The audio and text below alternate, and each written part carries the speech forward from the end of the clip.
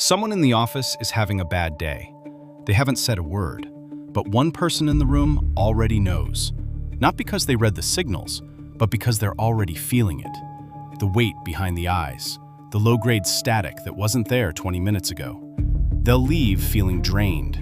They'll need an hour to find themselves again. And they will have spent 30 years being told they're too sensitive.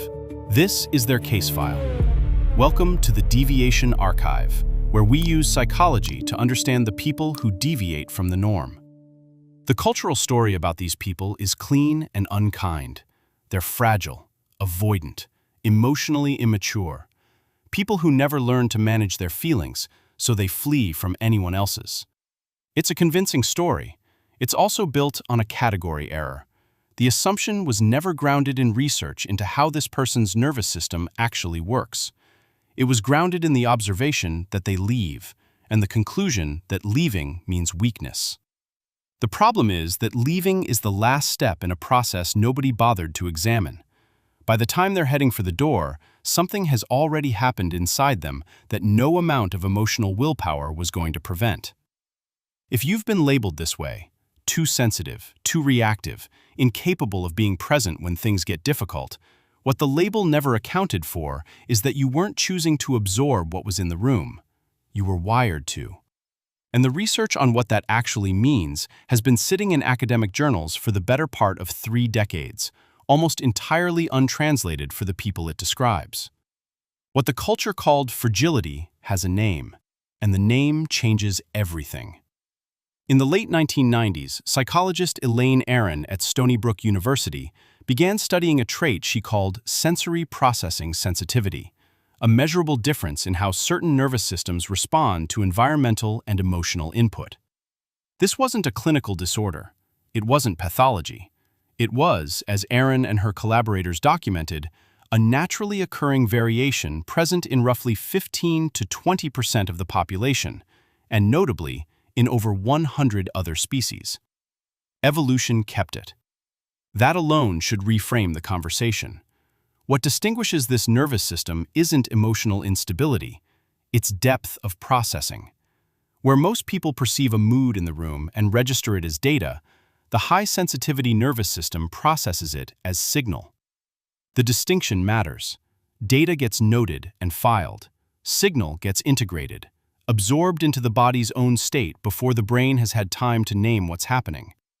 The biological layer underneath this is the mirror neuron system, which all humans share, but which appears to run at a different gain level in people high in sensory processing sensitivity. Mirror neurons activate when we observe another person's emotional state. They're the substrate of empathy, the mechanism by which we simulate what someone else is feeling. In most people, that simulation stays partial. In roughly 1 in 5, it goes further. The boundary between what they're feeling and what the person next to them is feeling becomes, neurologically, genuinely thin. A 2014 study by Bianca Acevedo and colleagues at the Brain and Creativity Institute used fMRI imaging to show that the brains of people high in sensory processing sensitivity showed significantly greater activation in areas associated with awareness, empathy, and action planning when viewing emotional images, including images of strangers. The response wasn't learned. It wasn't a choice. It was structural. That's what the file actually shows. Not a person who refuses to cope, but a person whose nervous system treats the emotional atmosphere of a room as load-bearing information. The question was never whether they could handle it. It's what happens to a system like that when the load never stops. The person in this file has developed a vocabulary for their own experience that sounds, from the outside, like complaint. They're drained after social events. They need time alone to recover. They avoid conflict not because they're conflict-averse in the conventional sense, but because conflict in another person registers in their body before the conversation has even escalated. They are often the first to know when something is wrong. The shift in tone, the micro-tension at the dinner table, the thing nobody has said yet. They catch it earlier than anyone else in the room, and they catch it physically. A tightening in the chest, a change in energy they can't always name. By the time everyone else has noticed that something is off, this person has already been carrying it for 20 minutes. If you're the person this file describes, you've probably spent years trying to explain this to people who experienced you as dramatic. Who told you you were projecting? Who suggested, not unkindly, that maybe you were making it about yourself? What you couldn't find the language for, what the research now gives you, is that you weren't constructing those feelings. You were receiving them. The difference between those two things is the difference between a character flaw and a nervous system, and the cost is specific. These are not people who struggle generally with emotion.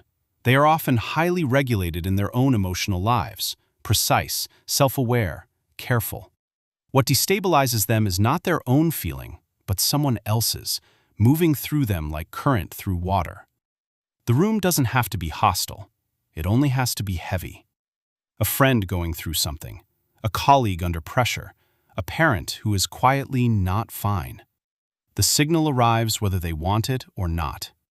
What the culture kept reading as avoidance was a person trying to protect the integrity of their own inner state, not from difficulty, but from dissolution. Here is what the research implies that nobody talks about. The trait that makes these people difficult to be around when things are hard is the same trait that makes them, in stable conditions, among the most attuned people in any room. Sensory processing sensitivity correlates with greater empathic accuracy, the ability to correctly identify what another person is feeling. It correlates with deeper aesthetic response, stronger intuitive judgment in complex social situations, and what researcher Michael Pluce at Queen Mary University of London has called vantage sensitivity, a disproportionate positive response to supportive environments. The same nervous system that absorbs a bad mood also absorbs a good one. The amplification runs in both directions. The culture built its entire assessment of this person on their behavior in the worst conditions for their nervous system, high stimulation, emotionally charged, uncontrolled environments, and called that their character. It's the equivalent of judging a precision instrument by how it performs in a storm. What this reveals isn't just a misreading of one type of person, it's a broader failure in how we assess emotional competence. We built the standard around containment, the person who doesn't visibly absorb the room, who can stay regulated when others aren't, who moves through emotional weather without appearing wet. We called that strength. And we never stopped to ask what that person might be missing, what signals they weren't catching, what weight they weren't carrying, what the room was telling them that they simply weren't equipped to hear. 1 in 5 people have been living in a world calibrated for a nervous system they don't have. The environments that drain them most completely are often the environments most people find unremarkable. The question isn't whether they need to adapt, it's what it costs, personally, relationally, professionally, to spend a life treating a sensitivity as a liability when the data suggests it was always something else. Case closed. If you've spent your life absorbing rooms you never asked to read, you belong in the deviation archive. This is exactly the kind of case we were built to reopen. Subscribe and turn on notifications so you never miss a file.